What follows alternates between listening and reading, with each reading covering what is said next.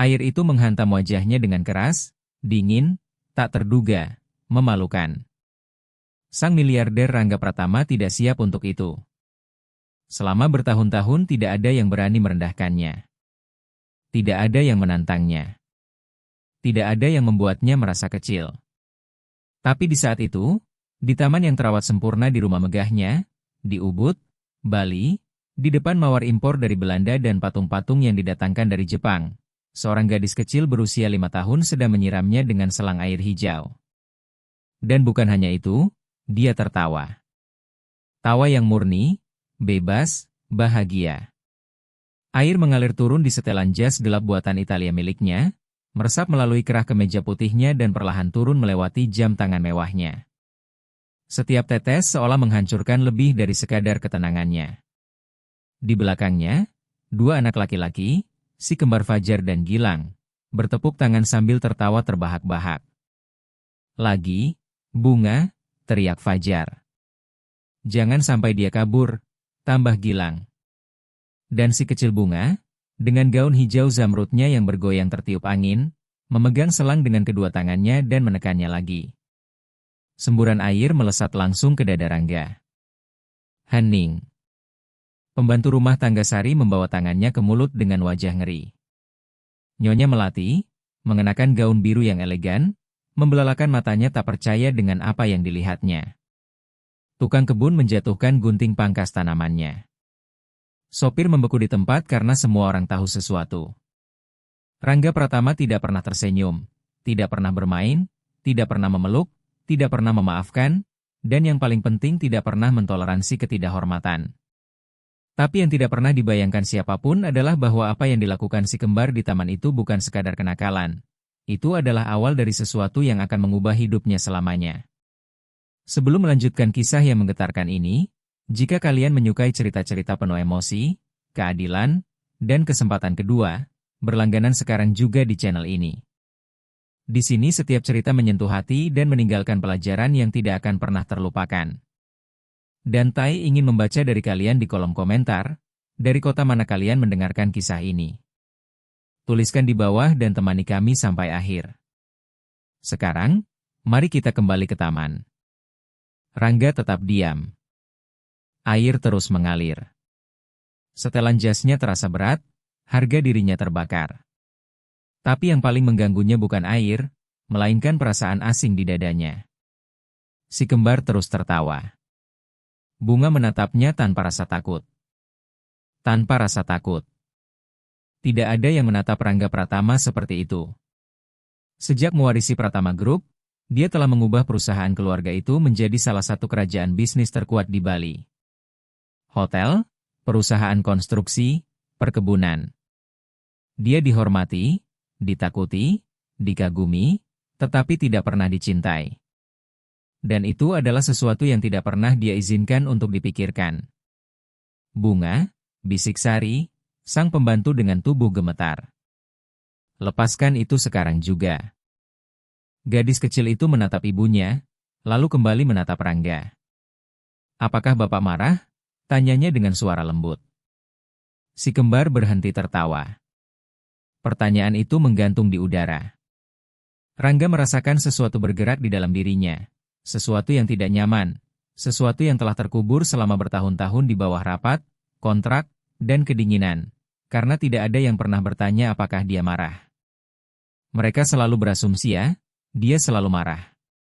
Tapi gadis kecil itu tidak menatapnya dengan ketakutan, dia menatapnya menunggu jawaban. Dan di saat itu, Rangga teringat sesuatu yang tidak pernah dia pikirkan selama beberapa dekade. Sebuah taman, seorang ayah yang tidak pernah ada, seorang anak laki-laki memegang selang air, sebuah tatapan yang tidak pernah mendapat jawaban. Dia menggelengkan kepalanya. Ini bukan waktunya untuk kenangan. Ini adalah ketidakhormatan, katanya akhirnya dengan suara tegas. Sari merasa jantungnya berhenti berdetak. Melati memejamkan matanya. Si kembar terdiam, tetapi Bunga tidak melepaskan selang. Bapak tidak pernah bermain, kata gadis kecil itu. Selalu serius. Mama bilang orang-orang yang serius butuh air untuk bangun. Sari hampir pingsan. Bunga. Tapi Rangga mengangkat tangannya, bukan untuk memukul, bukan untuk berteriak, hanya untuk menghentikan momen itu. Kata-kata gadis kecil itu bukan hanya polos, itu adalah cermin. Dan Rangga membenci cermin karena cermin memantulkan apa yang ingin dihindari. Dia menatap anak-anaknya. Fajar dan Gilang ada di sana, tapi tidak di sampingnya. Mereka berdiri di samping gadis kecil itu, tertawa bersamanya, berbagi sesuatu yang tidak dia pahami. Rangga selalu memberi mereka yang terbaik, sekolah terbaik, perjalanan terbaik, hadiah terbaik, tapi di saat itu dia memahami sesuatu yang tidak nyaman. Dia tidak pernah memberi mereka waktu. Air berhenti mengalir. Bunga menurunkan selang. Taman kembali hening. Masuk ke dalam rumah, perintah Rangga. Suaranya bukan lagi kemarahan. Itu sesuatu yang lebih rumit, sesuatu yang bahkan dia sendiri tidak bisa definisikan. Si kembar ragu-ragu, tapi saat itulah mereka melakukan sesuatu yang tidak Rangga duga. Fajar melangkah maju. Ayah, kalau ayah marah pada Bunga, ayah juga marah pada kami. Gilang mengangguk. Itu ide kami.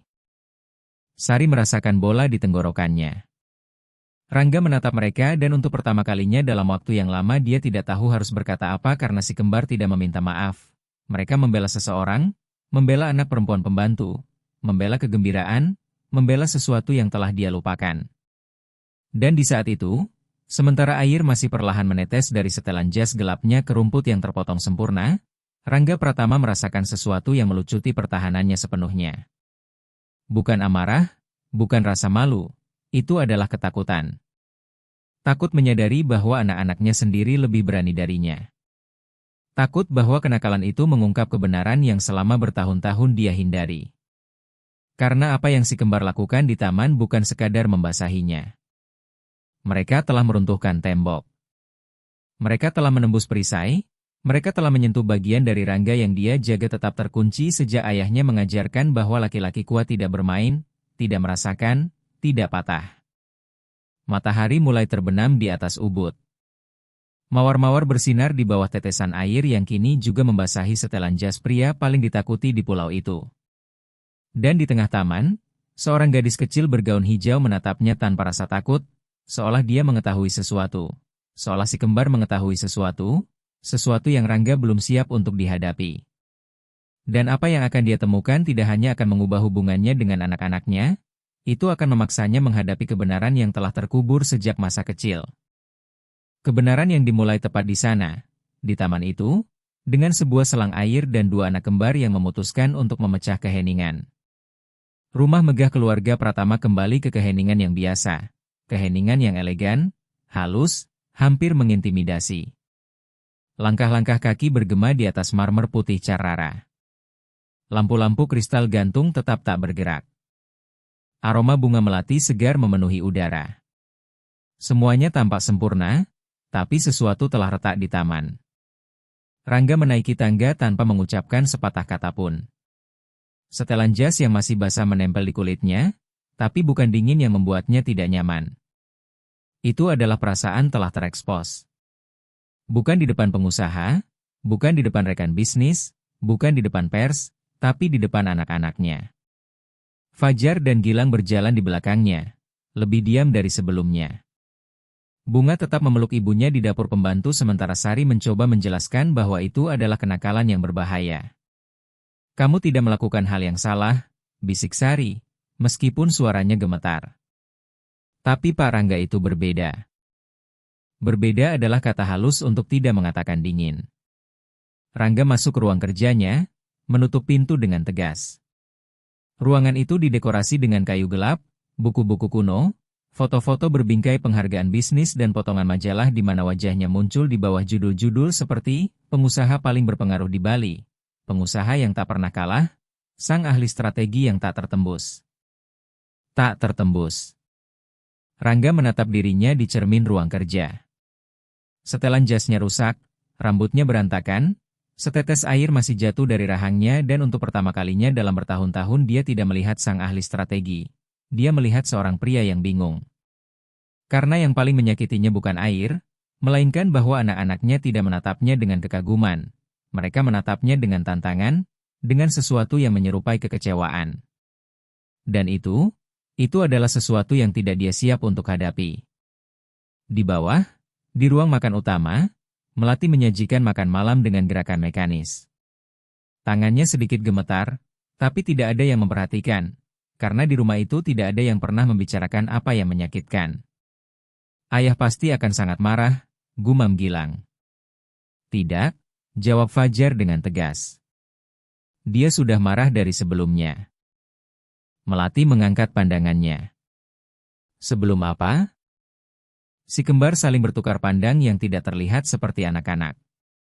Itu adalah pandangan penuh keputusan. Sebelum bunga datang, kata Fajar. Keheningan jatuh seperti batu yang berat. Melati merasakan dingin menjalar. Apa maksud kalian?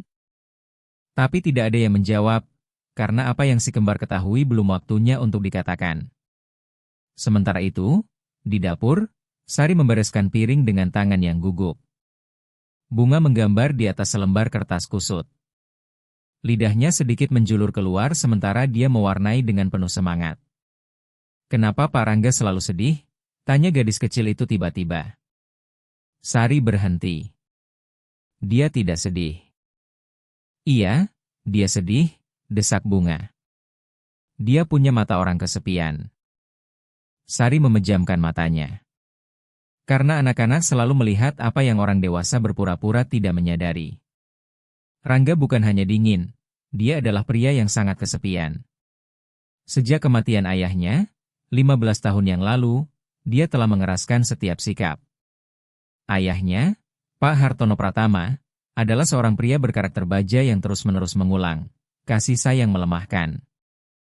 Orang yang menunjukkan perasaan kehilangan kekuasaan. Anak-anak harus menghormati, bukan mempertanyakan. Rangga mempelajari pelajaran itu dengan baik, begitu baiknya sehingga sekarang anak-anaknya sendiri hampir tidak berani memeluknya. Namun, hari itu di taman mereka melakukan sesuatu yang tak terpikirkan. Mereka menentang warisan itu, mereka melanggar aturan tak tertulis. Kemudian, ketika malam turun di Ubud, Rangga akhirnya turun untuk makan malam. Dia sudah berganti setelan jas, rapi, sempurna, tak tertembus. Sekali lagi dia duduk di kepala meja. Apa yang terjadi hari ini tidak akan terulang lagi, katanya tanpa terlalu mengangkat suaranya. Itu bukan teriakan, itu lebih buruk. Itu adalah vonis. Si kembar menundukkan pandangan. Melati memegang garpu dengan erat. Anak perempuan itu harus mengerti di mana tempatnya, lanjut Rangga. Dan kalian juga. Fajar mengepalkan tinjunya di bawah meja. Di mana tempatnya? Tanyanya hampir berbisik. Rangga menatapnya. Jangan menantang ayah. Gilang menarik napas dalam. Ayah, kami hanya ingin ayah tersenyum. Kalimat itu menembus meja seperti tembakan tanpa suara. Rangga merasakan sesuatu di dadanya, tapi dia menahannya. Hidup ini bukan permainan. Fajar mengangkat pandangannya. Tapi hidup juga bukan kantor. Melati hampir menjatuhkan gelasnya. Rangga berdiri perlahan. Cukup. Nadanya final. Mulai besok anak perempuan pembantu itu tidak akan bermain lagi dengan kalian di taman. Keheningan itu mutlak. Sari, yang mendengarkan dari pintu dapur, merasa dunia runtuh di atasnya. Bunga tidak punya siapa-siapa lagi di kota itu, hanya ibunya dan dua anak laki-laki yang memperlakukannya sebagai teman setara. Ayah, ini tidak adil, kata Gilang. Rangga berbalik ke arahnya. Keadilan tidak ada hubungannya dengan ini. Tapi itu justru sangat berhubungan. Karena apa yang Rangga tidak tahu adalah bahwa si kembar telah menemukan sesuatu beberapa hari sebelumnya. Sesuatu yang membuat mereka melihat ayah mereka dengan pandangan berbeda. Sesuatu yang menjelaskan kedinginannya, jaraknya, ketakutannya untuk merasakan. Dan rahasia itu terkait dengan sebuah surat lama yang tersimpan di ruang kerja, surat yang Rangga tidak pernah membayangkan akan ditemukan oleh siapapun. Malam itu, sementara semua orang tidur, Fajar dan Gilang saling menatap dari tempat tidur mereka yang identik. Kita tidak bisa membiarkan dia memecatnya, bisik Fajar. Dia tidak akan melakukannya, jawab Gilang. Tidak kalau dia tahu kebenarannya. Bagaimana kalau dia malah lebih marah? Gilang terdiam. Lebih buruk dari sekarang tidak mungkin. Keduanya tahu bahwa apa yang mereka lakukan berisiko, tapi mereka juga tahu sesuatu yang lain. Jika mereka tidak bertindak sekarang, ayah mereka pada akhirnya akan berubah menjadi persis seperti yang selalu dia takuti. Salinan sempurna dari Pak Hartono. Dan itu adalah sesuatu yang tidak bisa mereka biarkan karena mereka telah melihat sesuatu di taman ketika air menghantam setelan jas, ketika Rangga tidak berteriak, ketika selama sedetik dia tampak kehilangan. Ada retakan kecil tapi nyata, dan si kembar bertekad untuk memperlebarnya. Bukan karena pemberontakan, tetapi karena cinta. Saat fajar tiba, matahari kembali menerangi taman. Bunga memandang melalui jendela dapur ke arah bunga-bunga. Aku tidak boleh bermain dengan mereka lagi ya? Tanyanya. Sari menelan ludah. Mungkin hari ini tidak. Bunga mengerutkan dahinya. Kalau begitu kita bermain besok. Kepolosan itu lebih kuat dari perintah manapun. Tapi di ruang kerja, Rangga memegang surat lama itu di tangannya. Dia tidak tahu mengapa dia mengeluarkannya dari laci. Mungkin karena kata-kata Gilang bergema di benaknya. Kami hanya ingin ayah tersenyum. Surat itu dari ibunya, Ibu Nuraini, ditulis tak lama sebelum beliau meninggal. Di dalamnya tertulis, jangan biarkan rasa takut mencuri kelembutan hatimu, Rangga. Ayahmu mengacaukan kekerasan dengan kekuatan. Jangan membuat kesalahan yang sama. Rangga memejamkan matanya. Dia telah menyimpan surat itu seperti menyimpan kelemahan. Seperti menyimpan sesuatu yang berbahaya.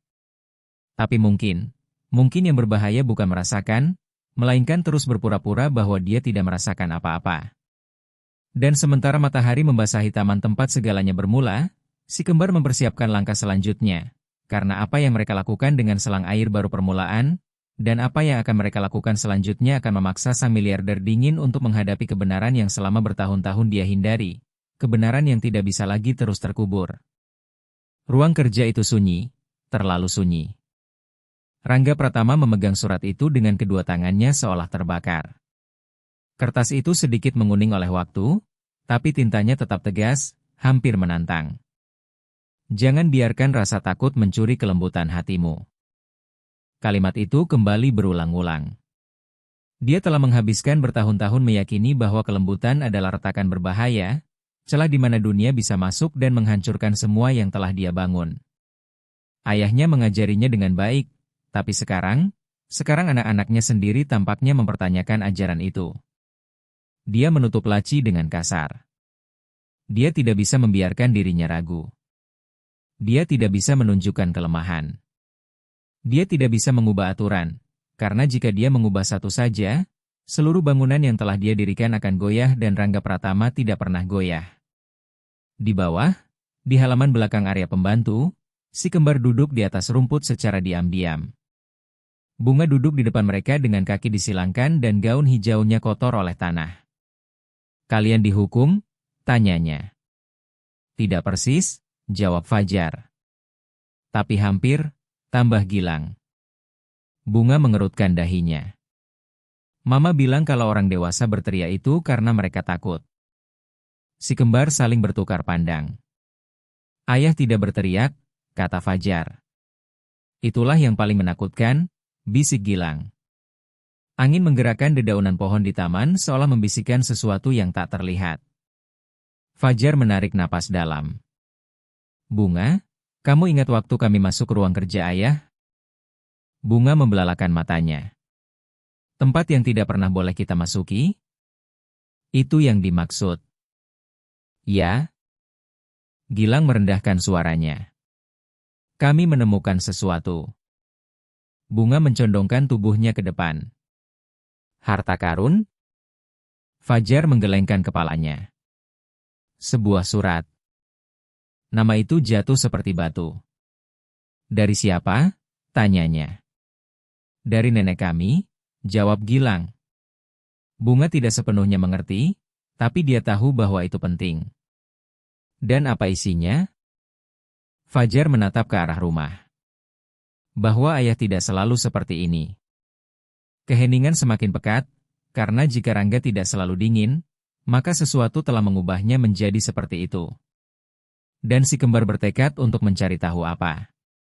Di ruang makan, Melati mengamati dari jendela. Dia telah melihat anak-anaknya berkumpul dengan Bunga. Dia telah mendengar potongan-potongan percakapan berbisik.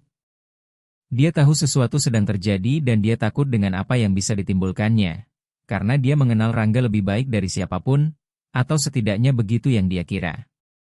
Dia telah belajar hidup berdampingan dengan keheningannya, dengan ketidakhadirannya, dengan malam-malam kerjanya yang tak berujung, tapi ada sesuatu yang tidak pernah bisa dia tembus, penghalang tak terlihat yang memisahkannya dari kasih sayang.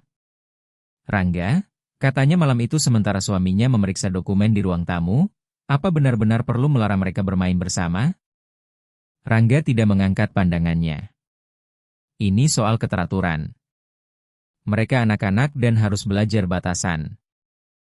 Melati mendekat. Atau mungkin kamu yang harus belajar batasan. Udara menjadi tegang. Rangga mengangkat matanya perlahan. Apa maksudmu? Bahwa tidak semuanya soal disiplin, tidak semuanya soal struktur. Mereka anak-anakmu, Rangga, bukan karyawanmu. Pukulan itu tepat sasaran. Rangga menutup map dengan tegas. Jangan mencampur adukan. Kamu yang mencampur adukan, desak Melati.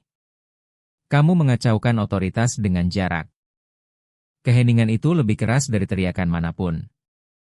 Rangga berdiri. Kamu tidak mengerti apa artinya menopang semua ini. Mungkin karena kamu tidak pernah membiarkan aku menopang apapun bersamamu. Kalimat itu menggantung di udara. Rangga tidak menjawab. Karena di lubuk hatinya dia tahu sesuatu, bukan bahwa Melati tidak mengerti, melainkan bahwa dia tidak tahu bagaimana membiarkan seseorang mendekat terlalu jauh, karena mendekat berarti mengambil risiko dan mengambil risiko berarti merasakan dan merasakan selalu menyakitkan. Malam itu juga, sementara semua orang tertidur, Fajar menyelinap keluar dari kamarnya. Gilang mengikutinya. Mereka berjalan dalam keheningan, bertelanjang kaki di atas marmer yang dingin. Mereka berhenti di depan ruang kerja. Pintunya tertutup. Fajar menatap saudaranya. Kita harus mengambilnya. Kalau ayah sadar, dia tidak akan sadar. Gagang pintu berputar perlahan. Ruang kerja itu gelap. Hanya cahaya bulan yang masuk melalui jendela, menerangi meja kerja. Fajar mendekati laci. Gilang mengawasi pintu. Laci itu terbuka dengan suara pelan. Surat itu ada di sana, utuh, seperti rahasia yang menunggu untuk diungkap. Fajar mengambilnya. Tangannya gemetar. Lalu sekarang apa? Bisik Gilang. Fajar menarik napas dalam. Sekarang kita tunjukkan pada ayah. Bukan? Lalu Fajar menatap ke lorong. Pada Bunda. Di dapur, Sari terbangun oleh suara pelan. Dia mengira itu angin. Dia tidak tahu bahwa malam itu sesuatu yang jauh lebih kuat dari angin sedang mulai bergerak di dalam rumah keluarga Pratama. Sebuah kebenaran yang terkubur selama bertahun-tahun, rasa sakit yang diwariskan, luka yang tidak pernah disembuhkan oleh siapapun. Keesokan paginya, Rangga terbangun dengan gelisah. Dia telah bermimpi tentang ayahnya dengan suara beratnya yang mengulang, laki-laki kuat tidak patah. Tapi dalam mimpi itu dialah yang berdiri di depan anak-anaknya dan tidak tahu harus berkata apa. Dia bangun pagi-pagi dan langsung menuju ruang kerja. Dia membuka laci yang kosong. Jantungnya berdebar kencang. Dia memeriksa laci lain. Tidak ada. Surat itu tidak ada. Udara terasa berat. Siapa yang masuk? Siapa yang berani? Satu pikiran melintas. Si kembar. Dia merasakan campuran amarah dan sesuatu yang lebih dalam. Bukan hanya pelanggaran, Itu adalah pengungkapan, karena jika seseorang membaca surat itu, mereka akan melihat bagian dari Rangga yang dia sembunyikan, bagian yang ragu, bagian yang mengingat, bagian yang masih ingin percaya pada kelembutan. Dia menuruni tangga dengan langkah tegas. Si kembar sedang sarapan. Melati juga. Bunga membantu ibunya di dapur. Rangga berhenti di depan meja. Kalian masuk ke ruang kerja ayah. Keheningan itu seketika. Fajar mempertahankan tatapannya. Ya? Melati merasa darahnya membeku. Apa yang kalian lakukan? Tanya Rangga. Gilang menelan ludah. Kami membaca suratnya. Dunia seolah berhenti. Rangga merasa lantai menghilang di bawah kakinya. Kalian tidak berhak. Fajar menekan surat itu di tangannya. Kami ingin memahami. Memahami apa? Kenapa ayah tidak pernah tersenyum? Kalimat itu adalah pukulan yang lebih keras dari tantangan manapun. Rangga menatap istrinya. Melati tampak pucat. Ayah, kata Gilang. Nenek bilang ayah tidak perlu takut untuk menjadi lembut. Keheningan menjadi tak tertahankan. Sari dari dapur mendengar semuanya. Bunga mengintip dari balik pintu. Rangga merasa baju besinya mulai retak. Bukan ketidakpatuhan yang melukainya, melainkan bahwa anak-anaknya telah melihat sesuatu yang selama bertahun-tahun dia sembunyikan. Mereka telah membaca kata-kata yang menuduhnya dalam keheningan. Jangan membuat kesalahan yang sama seperti ayahnya, kesalahan yang sama yang sedang dia ulangi. Dan saat itulah Rangga memahami sesuatu yang mengerikan. Si kembar tidak membasahi setelan jasnya karena pemberontakan. Mereka melakukannya untuk membangunkannya dan sekarang mereka telah melangkah lebih jauh. Mereka telah mengeluarkan satu-satunya kenangan yang bisa mengubahnya, tapi Rangga masih belum siap, karena berubah berarti menerima bahwa dia telah gagal, dan menerima itu lebih menyakitkan dari penghinaan publik manapun. Dia menatap anak-anaknya, menatap surat itu dan tahu bahwa apa yang sedang terjadi bukan lagi kenakalan biasa. Ini adalah konfrontasi.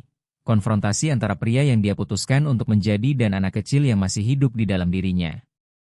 Dan pertempuran itu baru saja dimulai. Keheningan di ruang makan itu tidak normal, itu tebal, tidak nyaman, hampir menyesakan. Rangga Pratama tetap berdiri di depan meja dengan surat masih di tangan Fajar. Untuk pertama kalinya dalam bertahun-tahun dia tidak memiliki jawaban segera, tidak memiliki perintah, tidak memiliki solusi bisnis, dia hanya memiliki cermin dan cermin itu adalah anak-anaknya sendiri.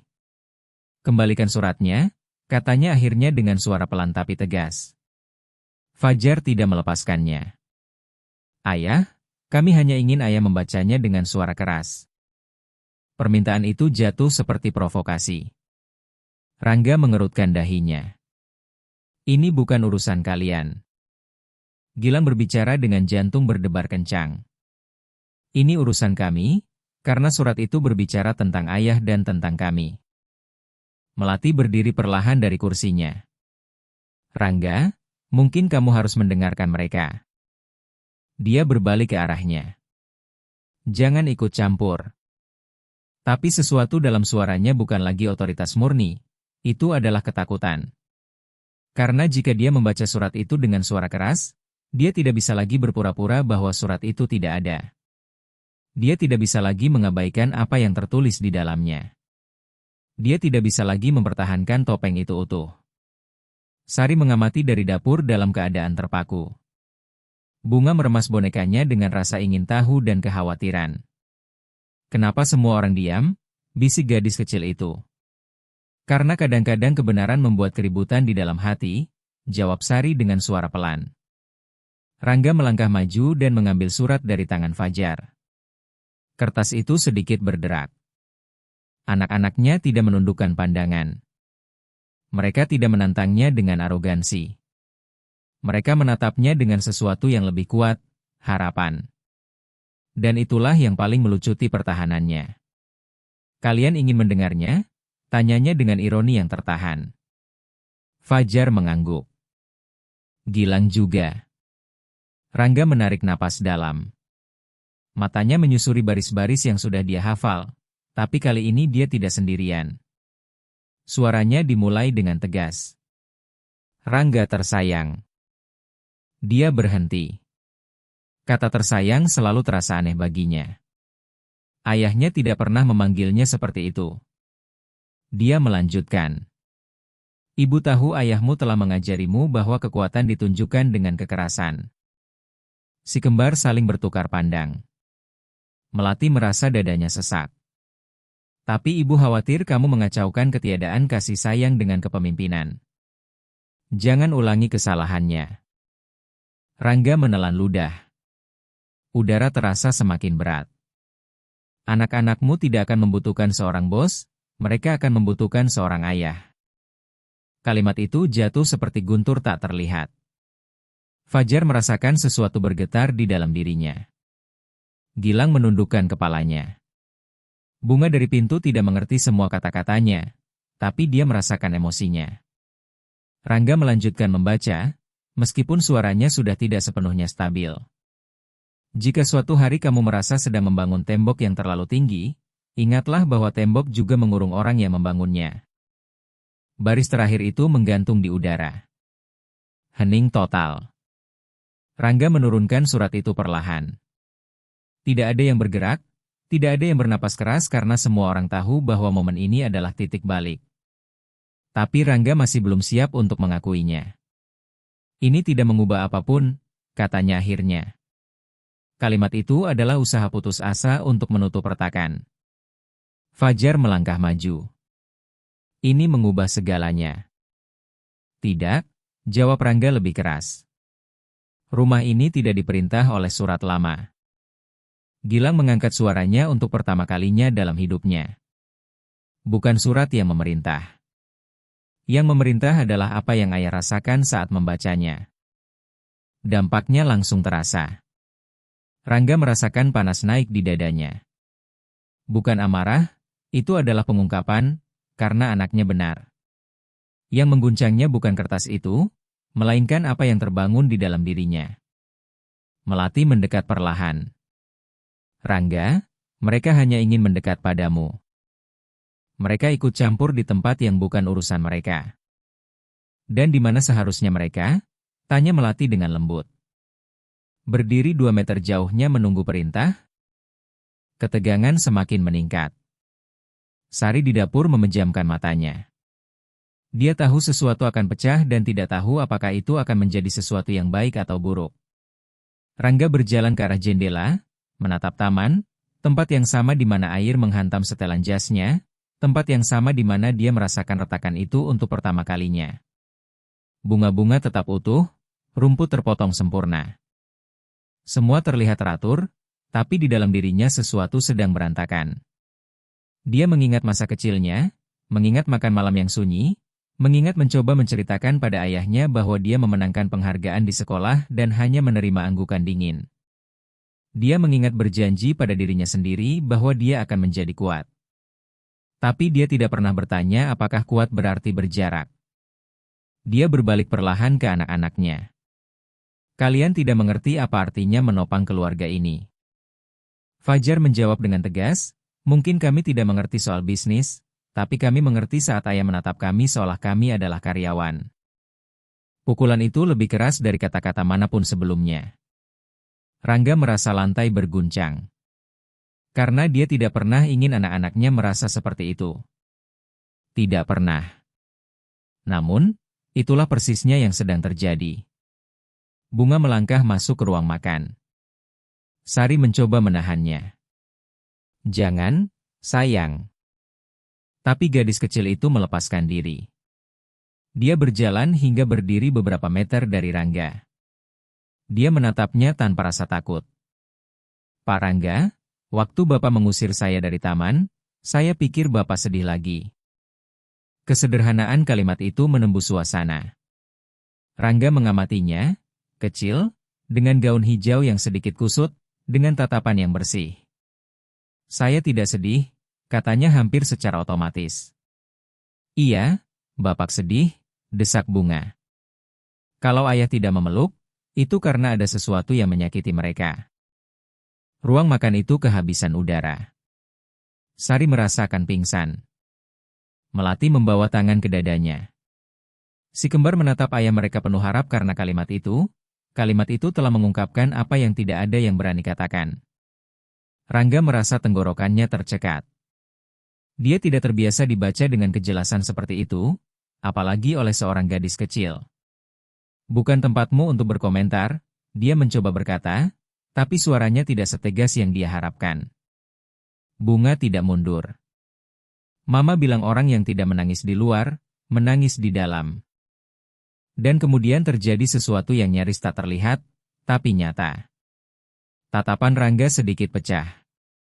1 detik, hanya 1, tapi cukup. Fajar melihatnya, Gilang juga.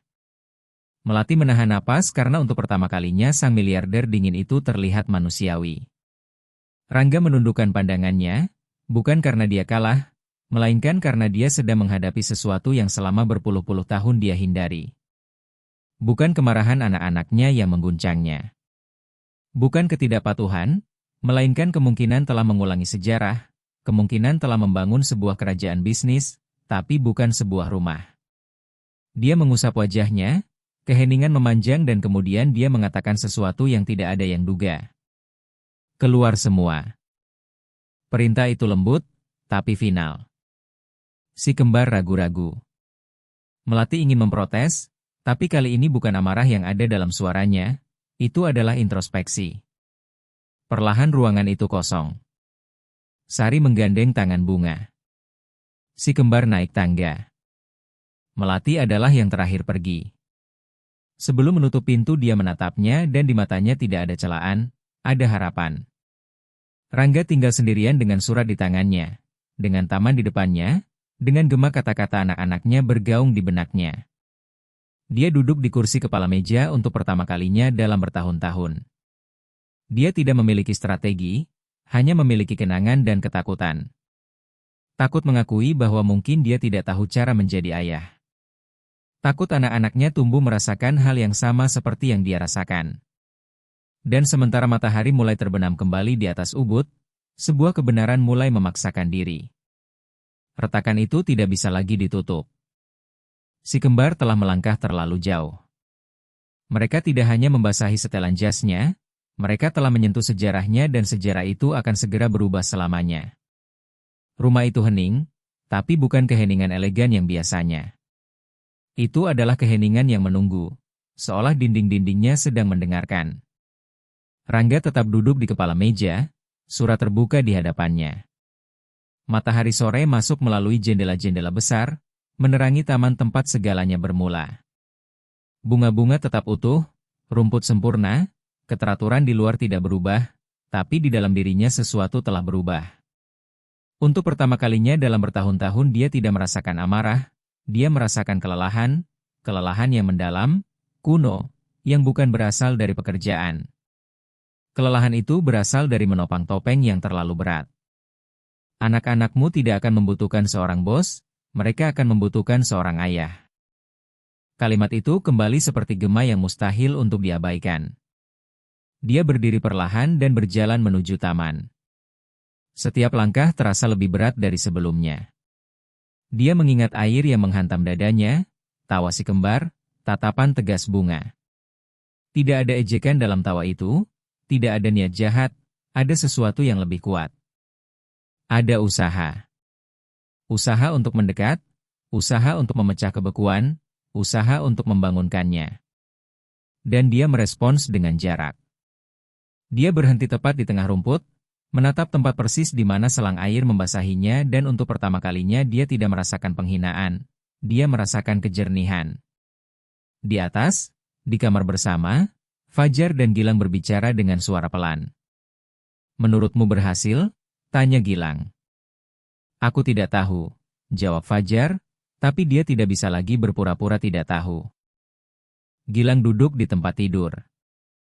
"Aku takut dia malah semakin menutup diri." Fajar menggelengkan kepalanya. "Hari ini aku melihatnya berbeda." "Berbeda bagaimana?" Fajar berpikir sejenak seolah sedang mengingat sesuatu dan itulah tepatnya yang sedang terjadi. Di dapur, Sari menyajikan kopi sementara Bunga mengamatinya. Pak Rangga sudah tidak marah lagi. Sari menghela napas. Aku tidak tahu, sayang. Bunga menyenderkan pipinya di atas meja. Aku rasa dia memang ingin bermain, tapi tidak tahu caranya. Sari merasakan bola di tenggorokannya karena kalimat itu sangat tepat hingga menyakitkan. Malam itu Rangga tidak turun untuk makan malam. Dia mengurung diri di ruang kerja. Dia mengeluarkan sebuah kotak yang telah tersimpan bertahun-tahun di bagian paling dalam lemari. Itu adalah kotak kecil dari kayu jati. Di dalamnya ada foto-foto, masa kecilnya, ibunya, ayahnya, dan sebuah gambar yang membuatnya terhenti. Dia berusia 8 tahun memegang selang air di taman yang jauh lebih sederhana, tersenyum, basah kuyup, bahagia, dan di belakangnya ibunya tertawa. Ayahnya tidak ada di foto itu, tidak pernah ada. Rangga merasa sesuatu pecah di dalam dirinya karena dia telah melupakan versi dirinya yang itu, anak laki-laki yang tertawa, anak laki-laki yang bermain, anak laki-laki yang tidak takut untuk bersikap lembut. Dia telah menguburnya di bawah bertahun-tahun disiplin, kesuksesan, dan kedinginan. Tapi anak itu masih ada di sana dan anak-anaknya telah melihatnya lebih dulu. Dia membiarkan dirinya jatuh ke kursi untuk pertama kalinya dalam beberapa dekade. Setetes air mata terbentuk di matanya. Itu bukan kelemahan, itu adalah kenangan. Melati masuk tanpa suara. Dia berhenti saat melihatnya dengan foto di tangannya. Aku tidak tahu kamu masih menyimpannya. Rangga tidak menyembunyikan gambar itu. Aku melupakannya selama bertahun-tahun. Melati mendekat perlahan. Kamu tidak melupakannya. Kamu menyembunyikannya. Rangga menarik napas dalam. Aku tidak ingin menjadi seperti dia. Seperti ayahmu? Melati mengangguk. Tapi aku rasa aku akhirnya menjadi salinannya. Pengakuan itu jatuh dengan berat. Melati tidak langsung menjawab. Dia duduk di hadapannya. Rangga, kamu bukan ayahmu. Aku lebih buruk. Tidak. Suaranya tegas. Ayahmu tidak pernah mempertanyakan dirinya sendiri. Kamu iya. Keheningan menjadi lebih lembut, tidak lagi agresif. Rangga menyandarkan sikunya di atas meja kerja. Aku tidak tahu bagaimana melakukannya dengan cara yang berbeda. Itu adalah pertama kalinya dia mengakui hal seperti itu. Dia tidak tahu. Dan pengakuan itu adalah langkah nyata pertama menuju perubahan. Sementara itu, si kembar turun dalam keheningan menuju taman.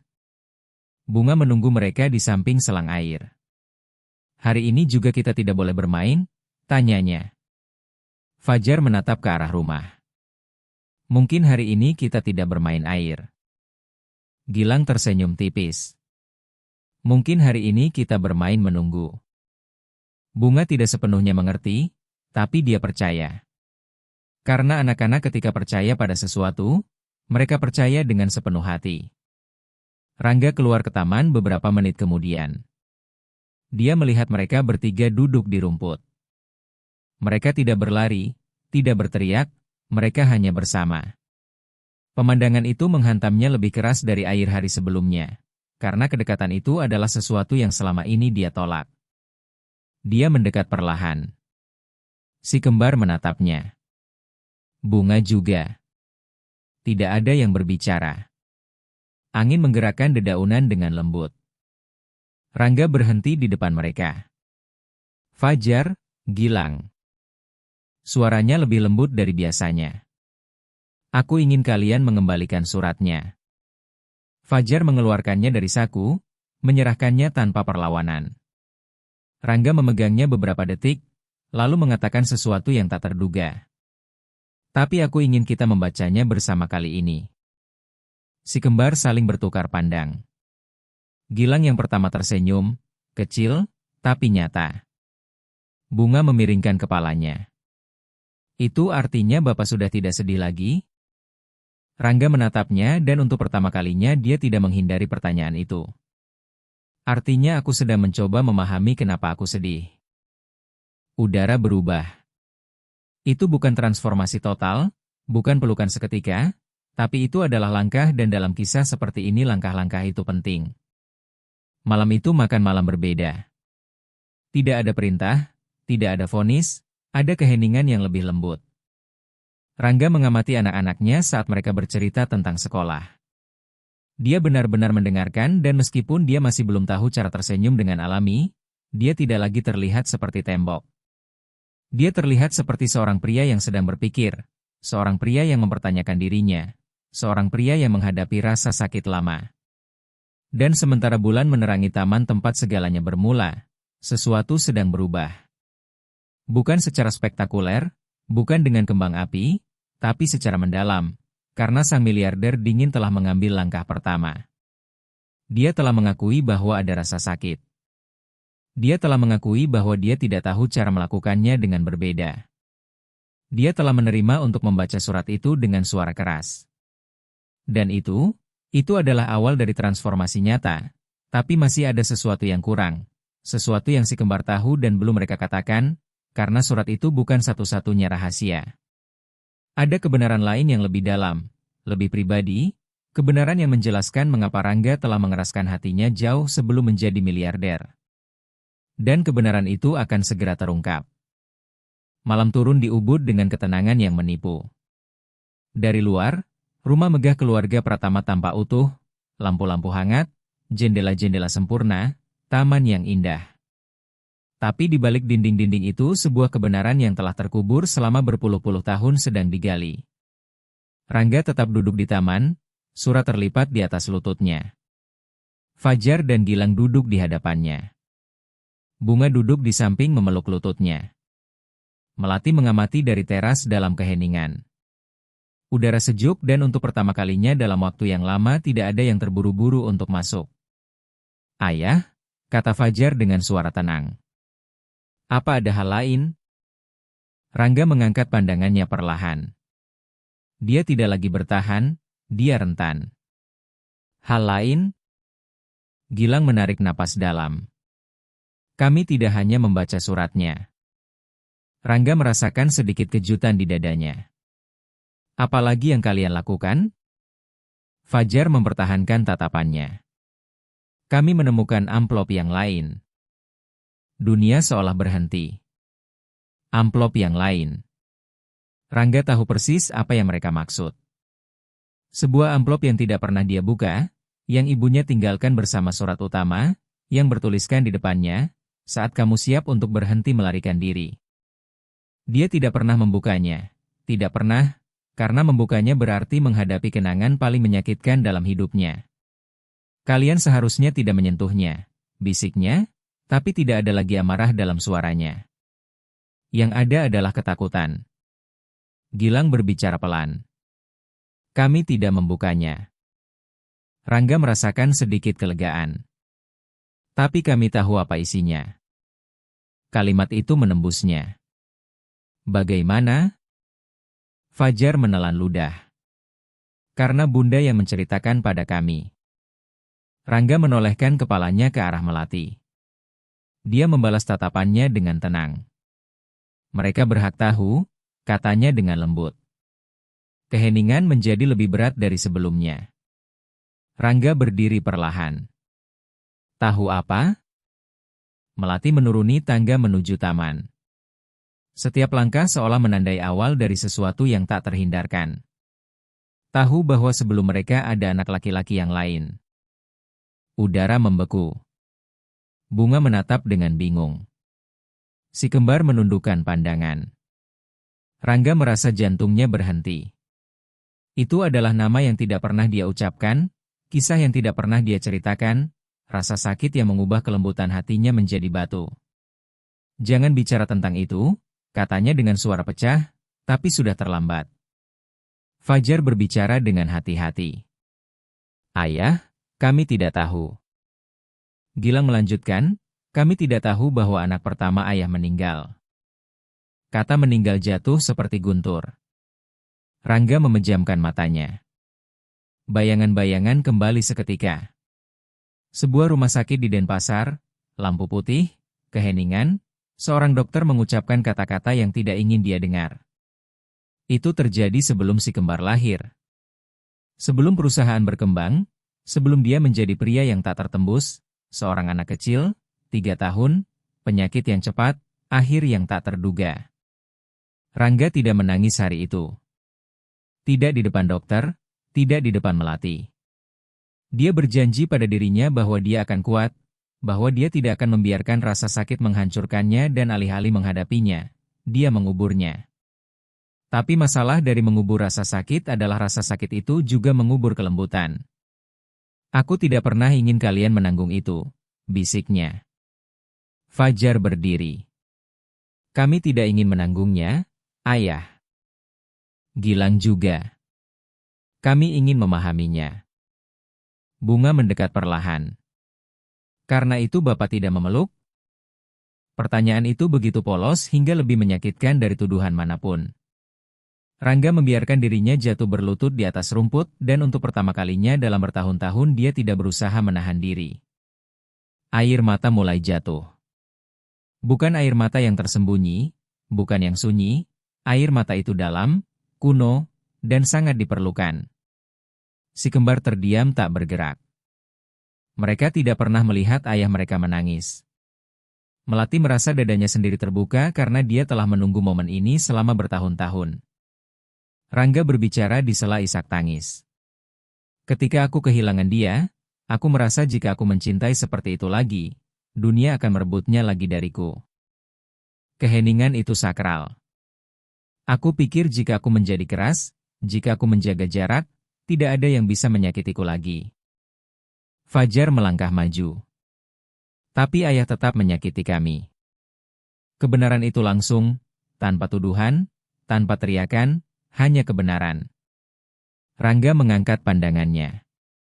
Dia melihat pantulan dirinya pada anak-anaknya, bukan sebagai calon pengusaha, bukan sebagai pewaris, sebagai anak-anak yang hanya ingin merasakan ayah mereka dekat. Aku tidak tahu bagaimana menjadi ayah tanpa merasa takut, akunya. Gilang berlutut di hadapannya. Kalau begitu, belajarlah bersama kami. Kalimat itu meruntuhkan sisa terakhir yang masih berdiri. Rangga membuka lengannya, ragu sedetik, hanya satu, lalu memeluk anak-anaknya. Itu bukan pelukan yang elegan, bukan yang terukur, bukan yang sempurna, itu nyata. Dan dalam pelukan itu tidak ada sang miliarder, tidak ada sang pengusaha, tidak ada pewaris Pak Hartono.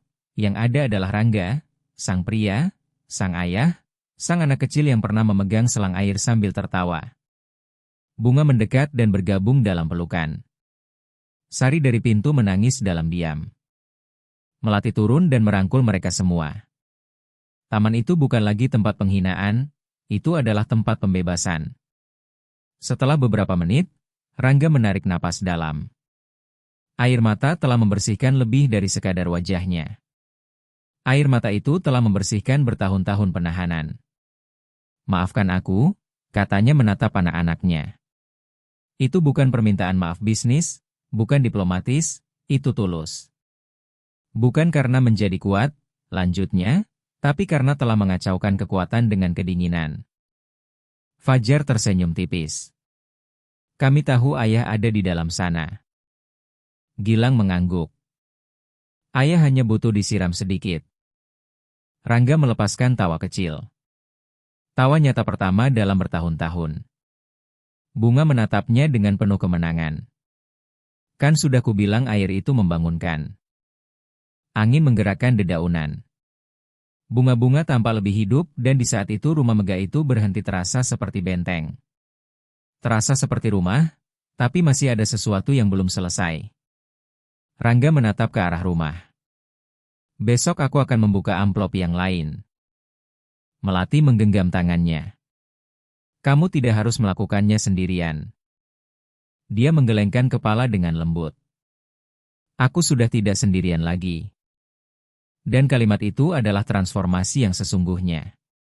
Malam itu tidak ada yang tidur seperti biasa karena ketika kebenaran yang terkubur muncul ke permukaan, segalanya berubah. Jarak menyusut. Ketakutan kehilangan kekuatan, kelembutan menemukan ruang dan sang miliarder dingin sudah bukan orang yang sama lagi. Fajar tiba dengan cara yang berbeda. Bukan lebih terang, bukan lebih hangat, tapi terasa berbeda.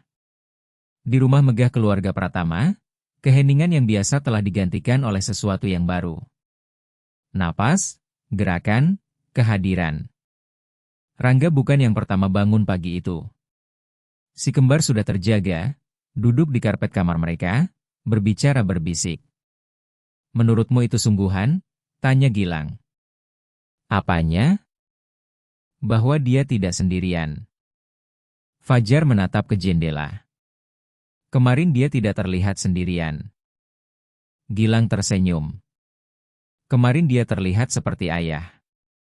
Perbedaannya sangat besar. Di kamar tidur utama, Rangga membuka matanya perlahan.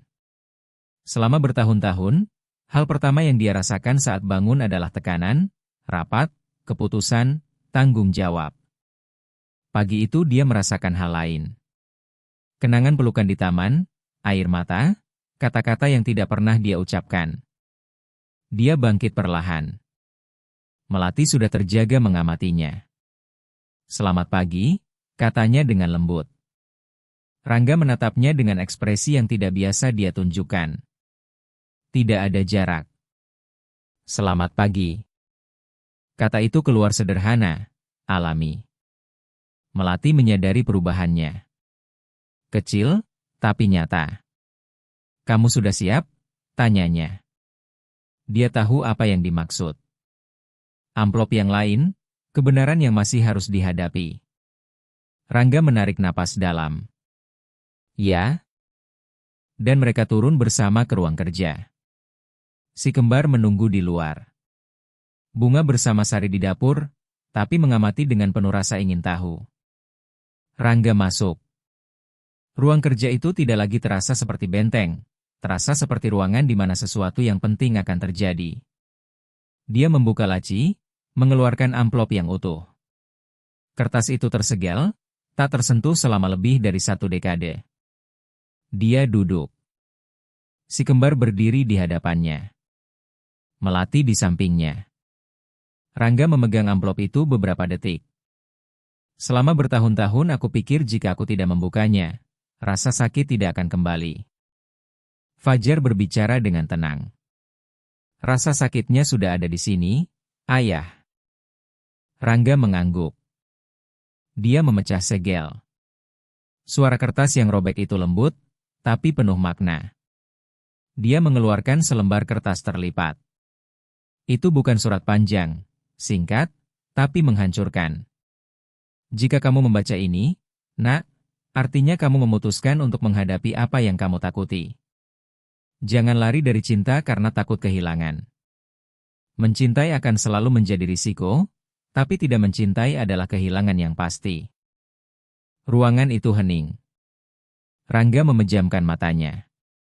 Tidak ada celaan dalam kata-kata itu. Tidak ada rasa bersalah, hanya peringatan dan harapan. "Aku hidup dalam ketakutan," katanya akhirnya. Suaranya tidak lagi gemetar. "Takut bahwa jika aku mencintai dengan sepenuh kekuatanku lagi, takdir akan merebutnya lagi dariku."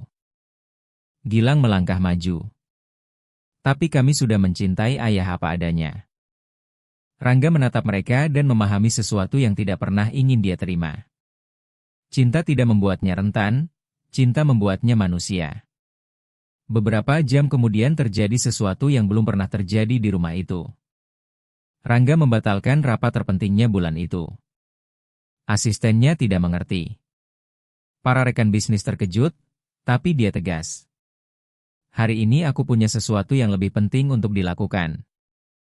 Dan sesuatu itu bukan kontrak, itu adalah tinggal. Dia menuju taman. Si kembar bersama Bunga, mereka tidak bermain dengan selang air, hanya mengobrol. Rangga berjalan ke arah mereka, bukan dengan otoritas, bukan dengan perintah, dengan keputusan. "Apa yang kalian lakukan?" Fajar menatapnya dengan senyum tipis. "Tidak ada yang penting." Rangga menggeleng pelan. "Kalau begitu, hari ini aku akan belajar melakukan hal yang tidak penting bersama kalian." Si kembar saling menatap terkejut. Gilang bertanya, "Ayah tidak kerja?" Rangga duduk di rumput. Setelan jas yang rapi menyentuh tanah tanpa kekhawatiran. Hari ini aku punya pekerjaan yang paling sulit dari semuanya. Bunga memiringkan kepalanya. Apa? Rangga tersenyum tipis. Belajar untuk tinggal. Kalimat itu terdengar sederhana, tapi menyimpan bertahun-tahun ketidakhadiran emosional. Sisa hari itu berbeda, tidak spektakuler, tidak dramatis, tapi sangat bermakna. Rangga mendengarkan cerita tentang sekolah, bertanya detail, benar-benar tertarik, tertawa, bukan keras, bukan berlebihan, tapi tertawa. Melati mengamati dari teras. Matanya basah karena dia tidak melihat perubahan yang dipaksakan. Dia melihat seorang pria yang akhirnya memutuskan untuk tidak lari lagi. Sore harinya terjadi sesuatu yang bahkan lebih simbolis. Rangga mengambil selang air. Si kembar menatapnya bingung. Bunga membelalakan matanya dengan terkejut. Sepertinya ada yang berhutang balas dendam padaku, katanya. Fajar melepas tawa. Ayah serius? Rangga mengangkat selang sepenuhnya. Semburan air pertama canggung, tidak tepat sasaran, tapi cukup untuk menghancurkan sisa ketegangan yang ada. Anak-anak berteriak, berlari, tertawa dan kali ini Rangga juga. Air membasahi kemejanya, rambutnya, wajahnya, tapi dia tidak merasakan penghinaan, dia merasakan kebebasan. Sari mengamati dari dapur tak percaya. Saya tidak pernah melihatnya seperti ini, bisiknya. Melati tersenyum. Aku juga tidak. Saat sore menjelang, taman itu penuh tawa dan Rangga memahami sesuatu yang definitif. Ini bukan tentang berhenti menjadi kuat, ini tentang mendefinisikan ulang kekuatan. Bukan kedinginan, bukan jarak, itu adalah kemampuan untuk tinggal bahkan saat ketakutan muncul. Itu adalah memeluk sambil tahu bahwa rasa sakit bisa kembali, tapi tetap memilih untuk mencintai. Malam itu saat makan malam, meja tidak terasa seperti ruang pengadilan, terasa seperti rumah. Rangga menatap Sari. Aku ingin Bunga terus bermain dengan anak-anakku kapanpun dia mau. Sari kehilangan kata-kata. Terima kasih, Pak. Rangga menggeleng pelan. Jangan berterima kasih padaku. Merekalah yang mengajariku. Bunga mengangkat tangannya seperti di kelas. Jadi, Bapak sudah bukan Bapak yang serius lagi? Rangga menatapnya dengan lembut. Aku masih serius kadang-kadang. Tapi Bapak sudah tidak sedih lagi, desak Bunga. Dia menarik napas dalam. Aku sudah tidak sendirian lagi. Dan itulah konsekuensi nyata dari semua yang terjadi. Dia tidak berubah menjadi pria yang sempurna. Dia tidak menghapus rasa sakit, tapi dia telah memilih sesuatu yang berbeda. Dia telah memutuskan untuk tinggal. Malam itu, sebelum tidur, si kembar kembali berbicara dalam bisikan. Kita berhasil? Tanya Gilang. Fajar tersenyum. Kita tidak berhasil. Lalu, kita membangunkannya. Gilang memejamkan matanya dengan senyuman dan di kamar sebelah, Rangga mengamati sebuah foto baru yang dia ambil hari itu. Dia, basah kuyup, tertawa dengan anak-anaknya di sekelilingnya. Dia meletakkan foto itu di atas meja kerja, bukan di dalam laci, bukan disembunyikan, tapi di tempat yang terlihat, karena dia tidak lagi ingin menyembunyikan bagian dirinya itu. Dan sementara bulan menerangi taman yang telah mengubah segalanya, sang miliarder dingin sudah tidak ada lagi. Sesuatu yang berbeda telah lahir, seorang pria yang memahami bahwa kekuatan sejati bukan terletak pada mengendalikan, melainkan pada merasakan. Beberapa minggu berlalu. Ubud masih tetap kota yang sama dengan jalan-jalan berbatunya dan senja keemasan, tapi di dalam rumah megah keluarga Pratama sesuatu telah berubah secara permanen. Itu tidak terjadi seketika. Tidak ajaib, tidak sempurna, tapi nyata. Rangga tidak lagi keluar rumah tanpa berpamitan, tidak lagi menjawab dengan satu kata, tidak lagi makan malam dalam keheningan total, kadang dia masih termenung, kadang ketakutan kembali, kadang kenangan tentang anak pertamanya menekan dadanya, tapi dia tidak lagi menghadapinya sendirian. Itulah perbedaannya. Suatu sore, Fajar dan Gilang berlari di taman sementara Bunga mengejar mereka di antara tawa. Rangga mengamati dari teras. Dia memegang secangkir kopi di tangannya, tapi dia tidak memikirkan kontrak atau angka-angka. Dia mengamati. Hadir. Melati mendekat dari belakang. Apa yang kamu pikirkan? Rangga lambat menjawab. Semua yang hampir aku kehilangan tanpa menyadarinya. Melati menatapnya dalam diam. Aku pikir melindungi mereka berarti menjaga jarak, lanjutnya. Aku pikir jika aku tidak terlalu terlibat, rasa sakit tidak akan punya kekuatan sebesar itu. Melati meletakkan tangannya di atas tangannya. Tapi cinta akan selalu punya kekuatan. Rangga mengangguk. Bedanya sekarang aku tidak lagi lari dari itu. Si kembar mendekat berlari. Ayah, teriak Gilang. Kesini? Rangga menuruni tangga tanpa ragu. Sebelumnya dia akan meminta mereka untuk tidak berteriak. Sebelumnya dia akan bilang hati-hati dengan rumputnya, tapi sekarang dia membiarkan dirinya terbawa. Bunga menatapnya dengan pandangan bersekongkol. Hari ini kita tidak pakai selang air, katanya. Hari ini kita menanam. Rangga mengerutkan dahinya dengan lembut. Menanam apa? Fajar mengangkat sebuah tanaman kecil, sebuah pohon. Gilang menambahkan, supaya tumbuh di sini, supaya kita selalu mengingat tempat ini. Rangga menatap akar kecil yang terbungkus tanah. Dia merasakan sesuatu yang mendalam. Dan kenapa di sini? Fajar menjawab dengan alami. Karena disinilah segalanya berubah. Rangga menarik napas dalam. Mereka benar. Taman itu bukan hanya rumput, bukan hanya bunga-bunga impor. Itu adalah tempat di mana tembok runtuh, di mana rasa sakit keluar, di mana ketakutan kehilangan kekuatannya. Dia mengambil sekop, berlutut di samping anak-anaknya. Mereka mulai menggali. Bunga memasukkan tanah dengan tangannya. Gilang memegang tanamannya. Fajar merapikan akarnya. Rangga mengamati pemandangan itu dengan campuran kebanggaan dan kerendahan hati, karena dia memahami sesuatu yang esensial. Bukan dia yang mengajarkan, merekalah yang mengajarkan. Merekalah yang membangunkannya. Merekalah yang memiliki keberanian yang tidak dia miliki selama bertahun-tahun.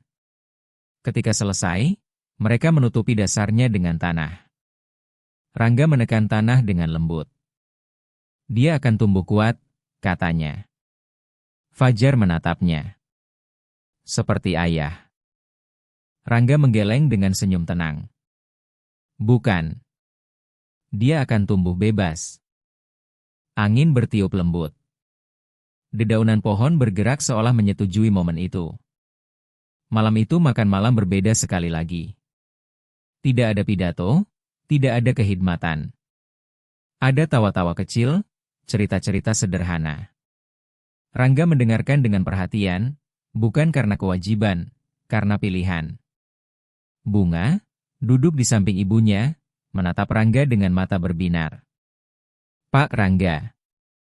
Dia menatapnya. Ya? Bunga mau bilang sesuatu. Dia tersenyum. Bapak sudah tidak punya mata orang kesepian lagi. Keheningan yang mengikuti tidak canggung, itu lembut.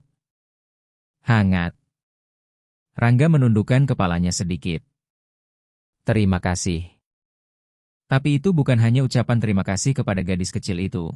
Itu adalah ucapan terima kasih kepada kehidupan, kepada anak-anaknya, kepada kesempatan untuk berubah sebelum semuanya terlambat. Beberapa hari kemudian, Rangga mengambil keputusan yang mengejutkan semua orang di perusahaan.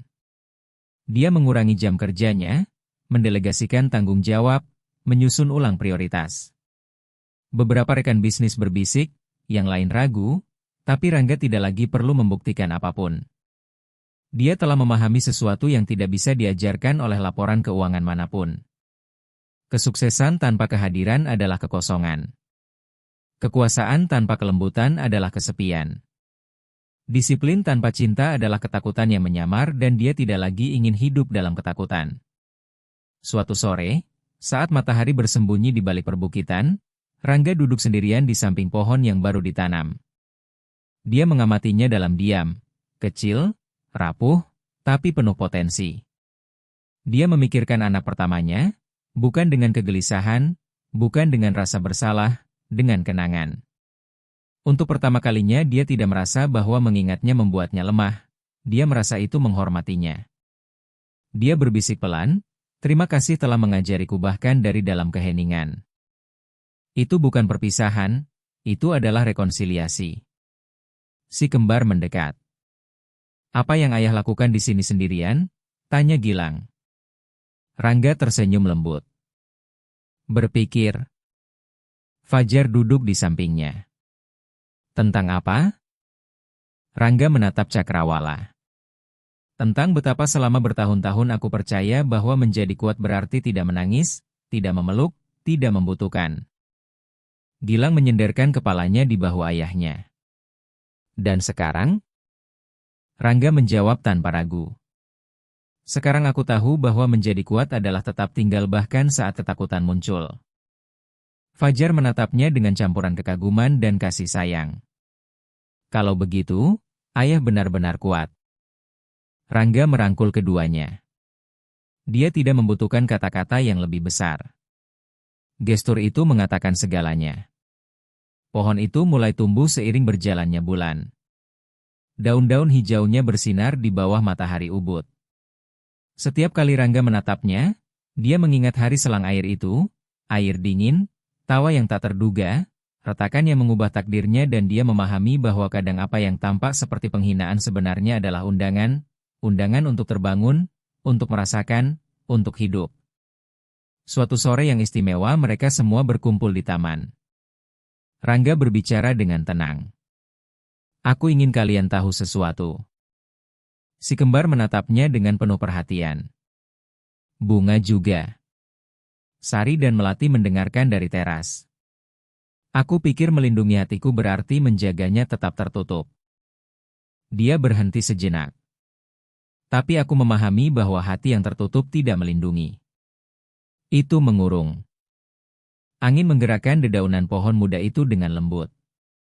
"Kalian tidak hanya menyiramku dengan air," lanjutnya. "Kalian membangunkan aku." Bunga tersenyum bangga. "Kan sudah kubilang." Rangga tertawa. Dan tawa itu bukan lagi tawa yang malu-malu. Itu terbuka, bersih, bebas. Senja melukis langit dengan warna keemasan dan merah muda. Rumah megah itu tidak lagi terasa seperti benteng, terasa seperti rumah yang penuh suara. Dan di tengah taman, pohon muda itu bergoyang tertiup angin. Rangga mengamati keluarganya dan mengetahui sesuatu dengan kejelasan mutlak. Warisan sejati bukan perusahaan, bukan properti, bukan kontrak, itu adalah momen ini, kehadiran ini, hubungan ini. Kadang kita percaya bahwa menjadi kuat berarti tidak menangis, tidak menunjukkan ketakutan, tidak memeluk terlalu erat. Tapi kekuatan sejati bukan terletak pada membangun tembok, melainkan pada memiliki keberanian untuk meruntuhkannya. Ketakutan bisa mengeraskan hati, rasa sakit bisa membuatnya dingin, tapi cinta selalu menemukan cara untuk menyentuhnya. Jika kamu pernah merasa jauh, jika kamu pernah berpikir bahwa melindungi dirimu berarti menjauh, ingatlah ini. Tidak pernah terlambat untuk tinggal, tidak pernah terlambat untuk memeluk, tidak pernah terlambat untuk kembali merasakan, karena pada akhirnya yang benar-benar mengubah hidup bukanlah kesuksesan, bukan kekuasaan, melainkan cinta yang kamu putuskan untuk tidak lagi dikuburkan. Dan kadang yang kamu butuhkan untuk terbangun hanyalah sedikit air di taman.